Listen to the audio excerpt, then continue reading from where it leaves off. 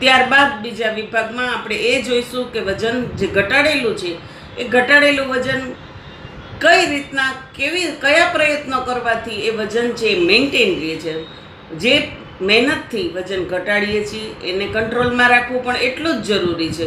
વજન ઘટાડવું અને ફરી પાછું 4-6 મહિના વર્ષ દિવસમાં એ મહેનત ઉપર પાણી ફરી વળવું અને વજન ફરી વધી જવું એ તો કોઈ ઈલાજ તો છે જ નહીં. તો કાયમી ધોરણે જ્યારે આપણે વજન ઘટાડવાનું છે ત્યારે આપણો ડાયટ પણ મેન્ટેન ડાયટ હોવો જોઈએ. જેમ કે ઘણી વખત મારી પાસે પેશન્ટ આવતા હોય છે સખત જેને કહેવાય કે ક્રશ ડાયટિંગથી વજન ઘટાડવાની કોશિશ પેશન્ટ કરતા હોય છે. અને આવી રીતે જ્યારે ક્રશ ડાયટિંગ કરીએ છીએ ત્યારે પેશન્ટને ઘણી વખત બોડીમાં સ્કિનમાં કે કરચલીઓ પડી જવી, વાળ ઉતરી જવા આવી સાઈડ ઇફેક્ટ પણ આવતી હોય છે. તો વજન ઘટાડવા માટે મેઇન વસ્તુ છે કે શરીરની અંદરના મલ્ટીવિટામિન, પ્રોટીન, કાર્બોહાઈડ્રેટ, ફેટ એ કોઈ પણ વસ્તુ જે છે એ મેન્ટેન રહેવી જોઈએ. લોહીની ટકાવારી છે એ પણ મેન્ટેન રહેવી જોઈએ અને સાથે સાથે વજન ઘટવું જોઈએ. એ આપણો મુખ્ય લક્ષ્ય રહેવો જોઈએ.